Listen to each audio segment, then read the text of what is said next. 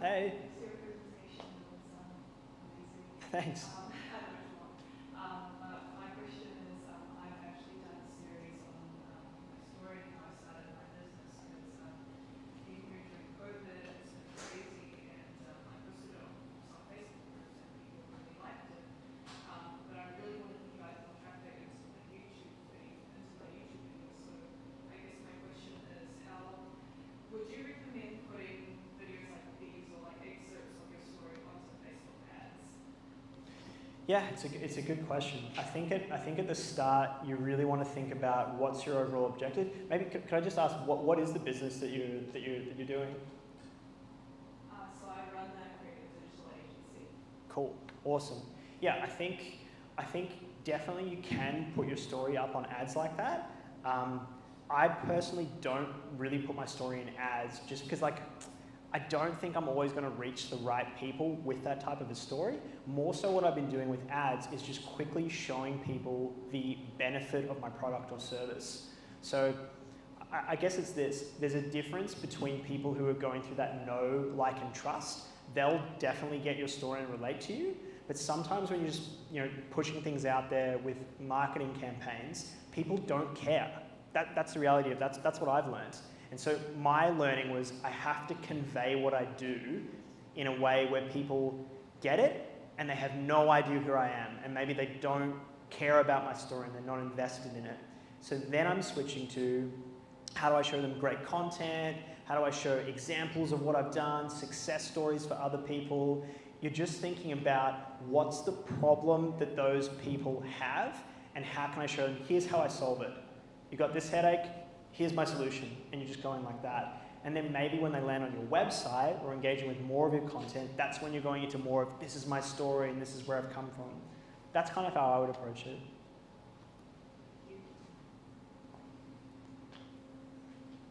I've got a question for you. Sure. I have many folks say that I don't have confidence, I need to do multiple takes of the video, and that's going to be time consuming. You talked about quality, so if I'm already a shy person with very low confidence, is it even worth my time doing video content? Gotcha. So that's a great question around confidence and producing video. It's not easy. I mean, it's similar to public speaking, and public speaking is, consistently ranked as one of the biggest, most common fears that we all have. So I definitely get it if people are feeling underconfident. And actually, I started that way too. When I first started producing video content, I was not confident being in front of the camera. A couple of things that really helped me is one, just really accepting that as long as you're moving forward, that's a huge, huge win. So rather than attaching so much to, I need to get this perfect, it's more of a conversation, how can I be authentic and how can I just take one step forward? And really the more that you try to get things perfect, it actually robs you of all your authenticity and makes the whole thing way harder.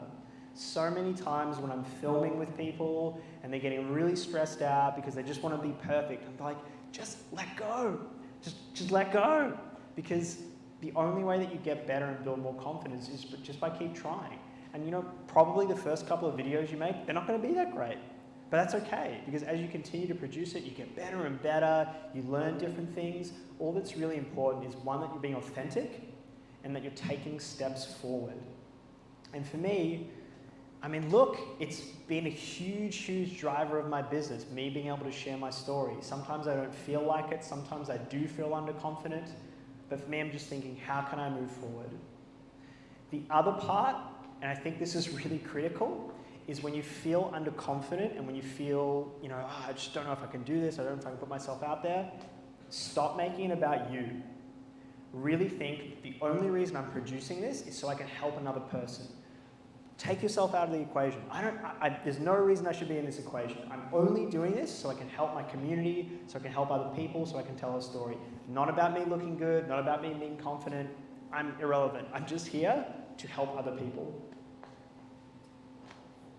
Very powerful. Thank you very much, James. Inside of that, when I was filming my book with James, I had to learn to just give out my best version of myself then. So really, every single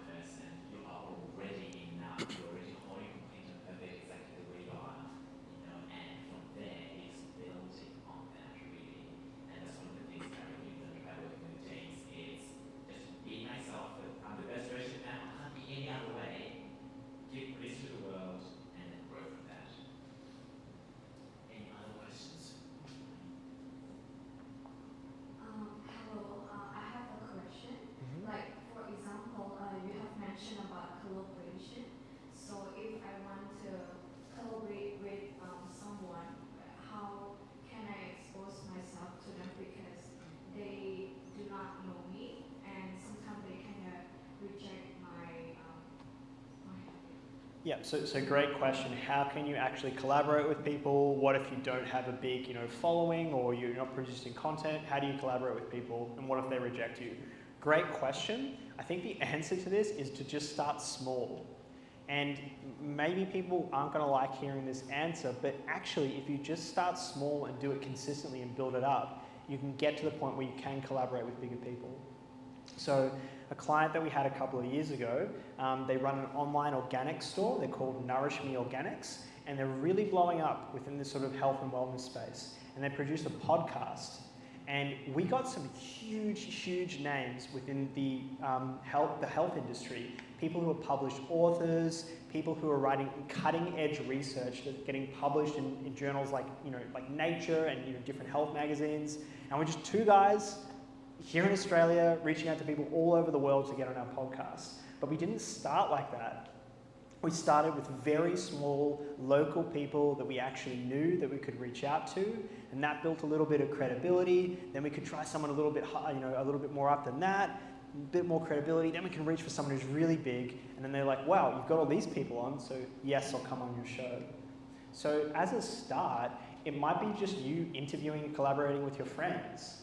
But then maybe that gives you enough credibility to reach out to the next person and the next person, the next person like that. So I think it's partly that, slowly building it up, but then also keeping in mind, how do I make this a win for the other person? So oftentimes I'll approach people and say, look, I run a video production business. We have this interview series going on. Can I make a piece of content for you? You just come into the studio, we'll take care of you. I'm going to produce something for you. And I am in the video, I am collaborating with them, but the whole conversation is about, here, this is for you. This is how I can help your business. How can I feature you? I hope that helps.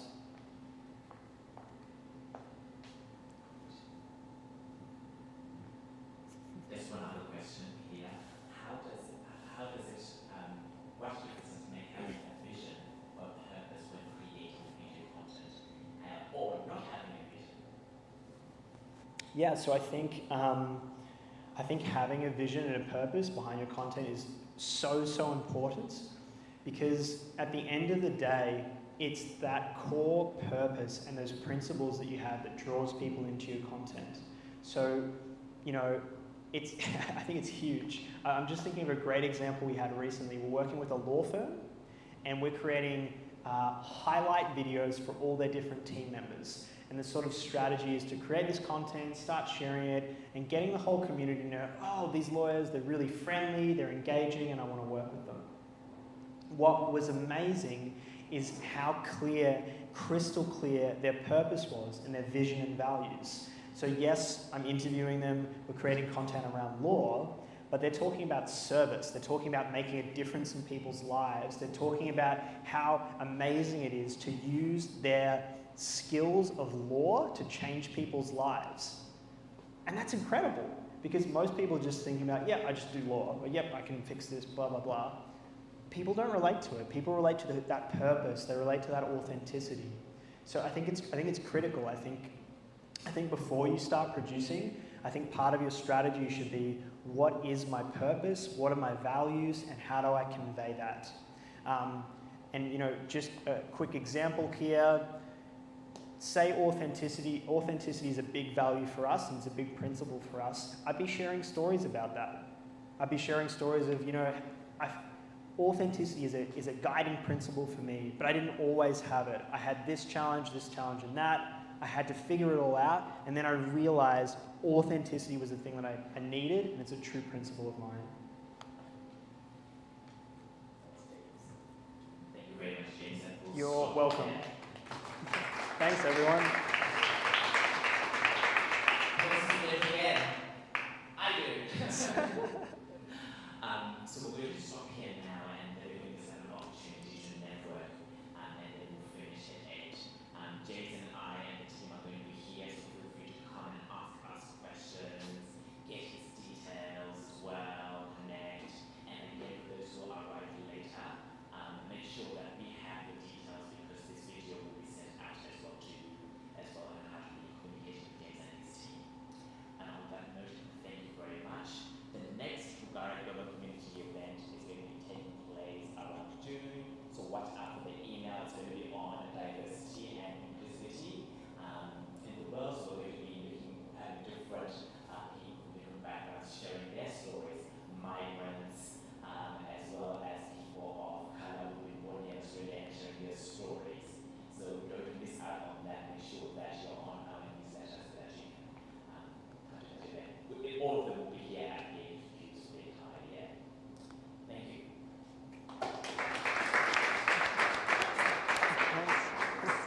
Thank you. Thank you.